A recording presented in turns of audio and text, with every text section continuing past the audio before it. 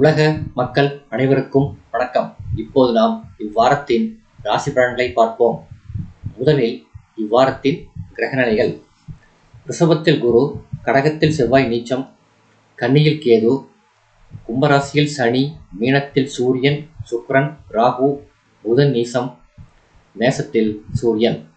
முதலில் மேசம். புதன் லாபஸ்தானத்தில் இருந்தார்.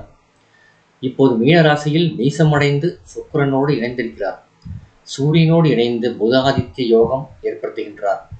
பொதுவாகவே 3, 6 கிரகம் நேர் வலிமை இழப்பதும் மறைமுக வலிமை பெறுவதும் நல்லது. சுக்கிரனோடு இணைந்திருப்பதால் சில நல்ல மாறுதல்கள் நிகழும். நடக்காது என்று நினைத்த சில விஷயங்கள் நடக்கும். தொழிலில் வளர்ச்சி ஏற்படும். ஆடை ஆபரண சேர்க்கை உண்டு. பொது வாழ்வில் இருப்பவர்களுக்கு கௌரவம் கூடும். 6 புதன் 12 இருப்பதால் எதிர்பாராத நன்மைகள் ஏற்படும். ராசி அதிபதியே 8 ஆகி வலிமை இழப்பதால் சில நல்ல நன்மைகளும் உண்டு. சகோதர ஆதரவுகள் கிடைக்கலாம். இதுவரை 12 அமர்ந்திருந்த சூரியன் ராசியில் உச்சமடைகிறார். நெருப்பு ராசியான மேச ராசியில் சூரியன் அதிக பலத்துடன் இருப்பதால் உஷ்ண வியாதிகள் ஏற்படும். ராசிநாதன் நீசமாகி பலமிழந்து இருப்பதால் எதை பேசுவது எதை பேசாமல் இருப்பது என்கின்ற கட்டுப்பாடு இல்லாமல் வீண் வம்புகள் சேரும்படியாக நடந்து கொள்ளும் வாய்ப்புகள் உண்டு. கைகால் வலிகள், கண்ணெரிச்சல் போன்ற உபாதைகளால் தொல்லைகள் நேரலாம். கவனம் தேவை. சந்திராஷ்டமம் 15/4/2025 இரவு 8:13 மணி முதல் 18/4/2025 காலை 8:06 மணி வரை சந்திராஷ்டமம் உண்டு. சந்திராஷ்டம தினத்தில் பேச்சில் கவனமாக இருக்க வேண்டும். வாத பிரதிவாதங்களில் ஈடுபட வேண்டாம். பரிகாரம்: சிகப்பு நிற பூக்களால் முருகனையும் துர்க்கையையும் வணங்குங்கள். அடுத்தது ரிஷபம். ராசிக்கு 11ஆம் இடத்தில் தன குடும்ப பஞ்சமாதிபதி புதன் வலிமை இழந்து நீசபங்கம் பெற்று சுக்கிரனோடு இணைகிறார். செய்யும் தொழிலில் விருத்தி உண்டு. தாய் வழி சொந்தங்கள் உதவி கிடைக்கும். பொருள் வரவு அதிகரிக்கும். தகவல் தொழில்நுட்பத்துறை, பத்திரிகை தொழில், ஆடிட்டர் முதலியவற்றில் உள்ளவர்களுக்கு நல்ல வாய்ப்புகள் கிடைக்கும். சுக்கிரன் 11 இருப்பதால் சுக வாழ்க்கை உண்டு. குடும்பத்தில் மகிழ்ச்சி நிலவும். பரிவர்த்தனை யோகம் பெற்றிருந்தாலும் குரு ராசியில் இருப்பதால் ஜென்ம குருவுக்கான சில தொல்லைகளை தடவை செய்வார். திடீர் ஏமாற்றங்கள் ஏற்படலாம். கடகத்தில் செவ்வாய் நீசம் பெற்று சஞ்சரிப்பதால் எப்பொழுதோ முடிந்து போன சில பிரச்சனைகள் மறுபடியும் தலை தூக்கலாம். பூமி, வீடு முதலிய விஷயங்களில் சங்கடங்களை எதிர்கொள்ள நேரலாம். கொடுக்கல் வாங்கல்களில் மிகுந்த கவனம் தேவை. பிள்ளைகள் விஷயத்திலும் எச்சரிக்கை தேவை. சந்திராஷ்டமம் 18/4/2025 காலை 8:07 மணி முதல் 20/4/2025 மாலை 5:51 மணி வரை சந்திராஷ்டமம் உண்டு. சந்திராஷ்டம தினத்தில் பேச்சில் கவனமாக இருக்க வேண்டும். பரிகாரம்: மாலை அருகிலுள்ள பெருமாள் கோயிலுக்கு சென்று வழிபடவும். அடுத்தது மிதுனம். 10ஆம் இடத்தில் சஞ்சரித்துக் கொண்டிருந்த சூரியன் நல்ல வாய்ப்புகளை தரும் நிலையில் இருந்தாலும் ராகுவுடன் ஒரே வீட்டில் இருந்ததால் முழுமையாக பயன் தர முடியவில்லை. அவர் வார துவக்கத்தில் முழுமையான பலத்தோடு மேசராசியில் நுழைகிறார். அதிகப்படியான பிரயாணங்கள், இடமாறுதல் முதலியவைகள் இருந்தாலும் பெரிய பாதிப்புகள் இருக்காது. 6ஆம் அதிபதி 2ஆம் இடத்தில் நீசம் பெறுவதால் கடன் சுமைகள் குறையும். வெளிநாட்டு வேலைக்காக காத்திருப்போருக்கு வாய்ப்புகள் கிடைக்கும். வாக்குஸ்தானத்தில் நெருப்பு கிரகமான செவ்வாய் நீசமடைந்திருக்கிறார். யாருக்கும் வாக்கு கொடுக்க வேண்டாம். நிலப்பத்திரங்கள் முதலியவற்றில் கவனம் தேவை. கூட்டாளிகளால் பிரச்சனைகள் உண்டு. வில்லங்கமான இடத்தை வாங்கும் அமைப்புண்டு என்பதால் கவனமாக சொத்துக்களை வாங்கவும் அதை போலவே விற்கவும். 12 குரு இருப்பதால் தேவையற்ற செலவுகளை தவிர்க்க வேண்டும். பரிகாரம்: செவ்வாய்க்கிழமை விநாயகர் கோயிலுக்கு சென்று வழிபடுங்கள். அடுத்தது கடகம். இதுவரை 9ஆம் இடத்தில் அமர்ந்து சற்று அச்சத்தை ஊட்டி கொண்டிருந்த சூரியன் தசம கேந்திரத்தில் உச்சநிலையை அடைவது நல்ல அமைப்பு. ஆத்ம பலம் அதிகரிக்கும். 3ஆம் இடத்தில் உள்ள கேது உங்கள் தகவல் தொடர்புகளை நல்ல விதமாக அதிகரித்து கொடுப்பார். அதோடு 11ஆம் இடத்தில் உள்ள குரு உங்கள் எண்ணங்களை சீராக்கி நல்வாழ்வு தருவார். பாக்கியஸ்தானத்தில் அமர்ந்த புதனும் சுக்கிரனும் அருமையான நன்மைகளை செய்வார்கள். ஆடை ஆபரண சேர்க்கை உண்டு. வாகனங்களை மாற்றி புது வாகனங்களை வாங்குவீர்கள். உத்தியோக உயர்வு உண்டு. பூமி, வீடு வாங்கும் முயற்சி பலிக்கும். நீங்கள் கவனத்தில் கொள்ள வேண்டியது 8ஆம் இடத்தில் இருக்கும் செவ்வாய், சனி மற்றும் செவ்வாயின் பார்வை இந்த அமைப்பு பல நேரங்களில் குழப்பத்தை தரும். அவசரமாக காரியங்களை செய்ய வைத்து அவஸ்தைப்பட வைக்கும். யோசிக்காமல் பேச வைக்கும். இவற்றையெல்லாம் தவிர்த்தால் வாழ்வில் நல்ல முன்னேற்றம் கிடைக்கும். பரிகாரம்: மாற்றுத்திறனாளிகளுக்கு உங்களால் இயன்ற உதவிகளை செய்யுங்கள். அடுத்தது சிம்மம். அஷ்டமத்தில் இருந்த ராசிநாதன் அங்கிருந்து விலகி உங்கள் 9ஆம் இடத்தில் உச்சநிலையை அடைவது நல்ல அமைப்புதான். 9ஆம் இடம் அவருக்கு உயர்வுள்ள இடம் இல்லை என்று சொன்னாலும் அஷ்டமத்திலிருந்து விலகியதால் உங்கள் துன்பங்கள் குறையும். தன குடும்பாதிபதி 8ஆம் இடத்தில் இருந்தாலும் நீசபங்கம் பெற்று சுக்கிரனோடு இணைகிறார். நல்ல விதமாக செயல்கள் நடக்கும். வியாபாரம் விருத்தியடையும். புதிய வாகனங்கள் வாங்கி பயனடையும் யோகம் உண்டு. பொருளாதாரத்தில் நிறைவு ஏற்படும். பொது வாழ்வில் உள்ளவர்களுக்கு மதிப்பு அதிகரிக்கும். கண்டகச்சனியின் ஆதிக்கம் முற்றிலும் குறையவில்லை. அதோடு அஷ்டமத்தில் ராகுவும் தன குடும்ப இடத்தில் கேதுவும் இருந்து ஒருவரையொருவர் பார்த்துக் கொள்வதால் குடும்ப உறவுகளில் கவனம் தேவை. வார்த்தைகளை கொடுத்து சிக்கல்களை வரவழைத்துக் கொள்ள வேண்டாம். ராசிக்கு 12இல் செவ்வாய் நீசம் பெறுவதால் எதையும் திட்டமிட்டு செய்ய முடியாது. காரிய தடைகள் உண்டு. சகோதர உதவி இப்போதைக்கு கிடைக்க வழியில்லை. உங்கள் மீது தேவையில்லாத பழியை போடுவார்கள் என்பதால் கவனம் தேவை. பரிகாரம்: சிவன் கோயிலுக்கு செல்லுங்கள். அடுத்தது கன்னி. சனி ஆட்சி பெற்று 6ஆம் இடத்தில் இருப்பதும் குரு பாக்கியஸ்தானத்திலிருந்து ராசியை பார்வையிடுவதும் கன்னிராசி நேயர்களுக்கு நன்மையை செய்யும் அமைப்பு. புதன் சப்தமஸ்தானத்தில் நீசம் பெற்று நீசபங்கமும் அடைந்திருப்பதால் புதன் சுக்கிரன் சேர்க்கையில் சில யோகங்களை தரும். தெய்வ தரிசனம் கிடைக்கும். நண்பர்கள் உதவுவார்கள். சில நல்ல வாய்ப்புகளும் கிடைக்கும். ராசிக்கு அஷ்டமாதிபதியான செவ்வாய் 11ஆம் இடத்தில் நீசமடைகிறார். இது ஒரு வகையில் நன்மையை தரும். குறிப்பாக வீடு மனை சம்பந்தப்பட்ட பிரச்சனைகள் தீரும். குடும்பத்தில் ஒற்றுமை அதிகரிக்கும். ராசிநாதன் சப்தமஸ்தானத்திலிருந்து கேந்திராதிபதி தோஷம் பெற்று ராசியை பார்ப்பதாலும் ராசியில் கேது 7இல் ராகு முதலிய சில கோள்களின் ஆதிக்கம் இருப்பதாலும் எதையும் கவனமாக அவ்வப்பொழுது உடல்நலக் குறைவுகள் எட்டி பார்க்கும். மருத்துவ செலவு அதிகரிக்கும். நண்பர்கள் வழியில் செலவு அதிகரிக்கும். அஷ்டமத்தில் சூரியன் உச்சம் பெறுவதால் அலைச்சல் அதிகரிக்கும். பரிகாரம்: பெருமாளையும் லட்சுமி நரசிம்மரையும் வழிபடுங்கள். அடுத்தது துலாம். ராசிக்கு 11ஆம் அதிபதியான சூரியன் 7இல் உச்சம் பெற்று ராசியை பார்க்கின்றார்.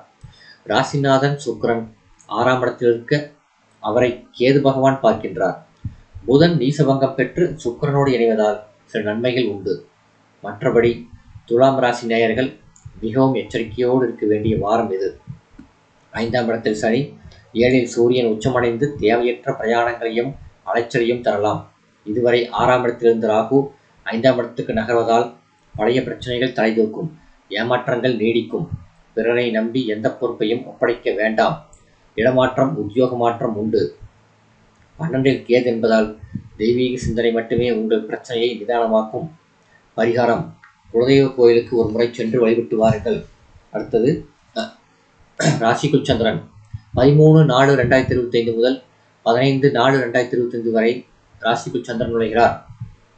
அடுத்தது விருச்சிகம். இதுவரை 5ஆம் இடத்தில் இருந்த சூரியன் 6ஆம் இடத்துக்கு சென்று உச்சம் பெறுவது நல்ல அமைப்பு.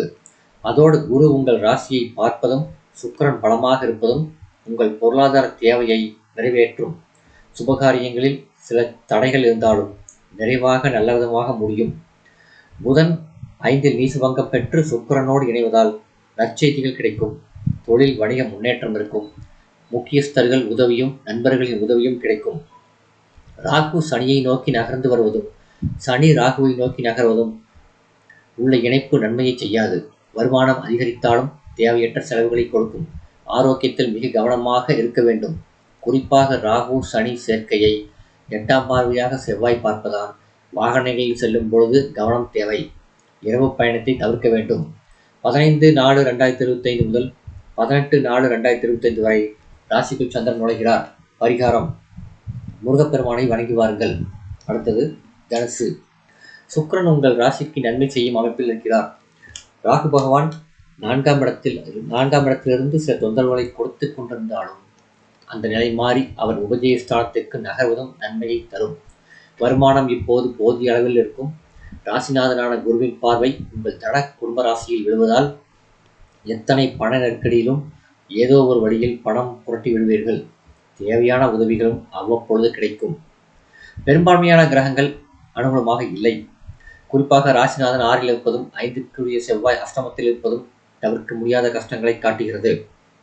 குறிப்பாக தாயாரின் உடல்நிலை, மன நிம்மதியின்மை, சகோதரர்களின் ஒத்துழைப்பின்மை, பூர்வீக சொத்துக்களின் பிரச்சனை என பல விஷயங்களில் சாதகமின்மை இருப்பதால் மிகுந்த கவனம் தேவை. பல பிரச்சனைகளுக்கு நீங்களே காரணமாகிவிடக்கூடாது. அவசரப்பட்டு வாயை கொடுக்க வேண்டாம். 18/4/2025 முதல் 20/4/2025 வரை ராசிக்குள் சந்திரன் நுழைகிறார். பரிகாரம்: முருகப்பெருமானை அர்ச்சனை செய்து வணங்குங்கள். அடுத்தது மகரம். பஞ்சமஸ்தானத்தில் குரு பகவான் உங்கள் ராசியை பார்வையிடுவதும் 11ஆம் இடத்தை பார்வையிடுவதும் பாகிஸ்தானத்தை பார்வையிடுவதும் மங்களகரமான காரியங்களை குறிப்பிடுகிறது. திருமணமான பெண்களுக்கு பிள்ளை பேறு அடையும் கிரக வாய்ப்புகள் உள்ளன. ஏழரை சனியின் தாக்கம் குறைவதால் மனதை வாட்டிய பிரச்சனைகள் மெல்ல மெல்ல தீரும்.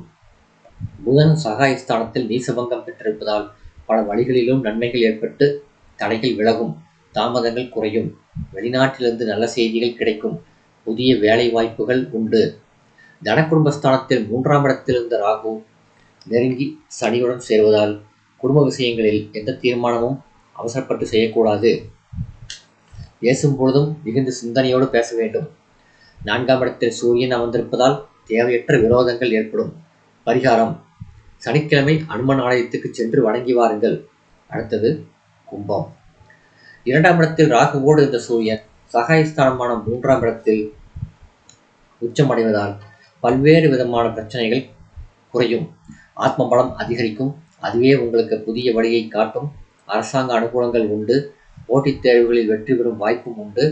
புதன் சுக்கிரனோடு இணைந்து யோகம் தருவதால் உத்தியோகத்தில் இருப்பவர்களுக்கு புதிய பொறுப்புகள் கிடைக்கும். மேலதிகாரிகளின் ஆதரவு உண்டு. ஜென்மச்சனியோடு ராகு இணையும் காலம் என்பதால் எந்த விஷயத்திலும் அவசரம் கூடாது. அதோடு செவ்வாய் பார்வையும் உங்கள் ராசியில் விழுவதால் வண்டி வாகனங்களில் செல்லும் பொழுது எச்சரிக்கை தேவை. இரவு பிரயாணங்களை தவிர்ப்பது நல்லது. தசாபுக்திகள் மோசமாக இருப்பவர்கள் தினமும் காலையில் விளக்கு ஏற்றி தெய்வ பலனை நாடுங்கள். பரிகாரம்: நோய்வாய்ப்பட்டவர்களுக்கு உதவி செய்யுங்கள். அடுத்தது மீனம். பல சிரமங்களை சந்தித்து கொண்டிருந்த மீனராசி நேயர்களுக்கு கிரகநிலைகள் நல்லபடியாக மாறுகின்றன. ராசியில் தொல்லை கொடுத்து கொண்டிருந்த ராகு விலகுகிறது. அதோடு சூரியனோடு இணைந்த கிரக தோஷமும் விலகுவதால் சிரமங்கள் முற்றிலும் நீங்காவிட்டாலும் மூச்சுவிட முடியும் படி நிலைமைகள் மாறுவதை கவனத்தில் கொண்டால் விரைவில் புது ஒளி பிறக்கும். ராசியில் சுக்கிரன் உச்சம் பெற்றிருப்பதால் கலைத்தொழிலில் உள்ளவர்கள் இழந்த வாய்ப்பை பெறுவார்கள். மனதை வாட்டிய பிரச்சனைகள் விரைவில் தீரும். ஆடை ஆபரண சேர்க்கை உண்டு. தொழில் வளம் சீரான முன்னேற்றத்துடன் இருக்கும். தெய்வ தரிசனம் உண்டு. பத்திரிகை, தகவல் தொழில்நுட்ப துறையில் உள்ளவர்களுக்கு நல்ல வாய்ப்புகள் கிடைக்கும். உத்தியோகத்தில் உள்ளவர்கள் மேலதிகாரிகளோடு அனுசரித்து நடந்து கொள்வது நல்லது. ராசியில் புதன் உள்ளதால் தேவையற்ற பிரயாணங்கள் ஏற்படும். வாக்குஸ்தானத்தில் பலமாக சூரியன் இருக்கிறார். நெருப்பு கிரகம் நெருப்பு ராசியில் இருப்பதாலும் சில பிரச்சனைகள் திடீரென்று கொழுந்துவிட்டு எரியும். நிதானமாக அணுகினால் ஒன்றுமில்லாத பிரச்சனையாக அடங்கிவிடும்.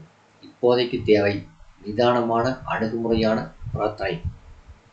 சந்திராஷ்டமம் 13/4/2025 காலை 7:25 மணி முதல் 15/4/2025 இரவு 8:12 மணி வரை சந்திராஷ்டமம் உண்டு. சந்திராஷ்டம தினத்தில் பேச்சில் கவனமாக இருக்க வேண்டும். வாத பிரதிவாதங்களில் ஈடுபட வேண்டாம். பரிகாரம்: துர்க்கையம்மனுக்கு விளக்கு ஏற்றி வாருங்கள். உங்களது துன்பங்கள் குறையும். இந்த வீடியோ உங்களுக்கு பிடிச்சிருந்தா லைக் பண்ணுங்க, ஷேர் பண்ணுங்க, சப்ஸ்கிரைப் பண்ணுங்க. நன்றி.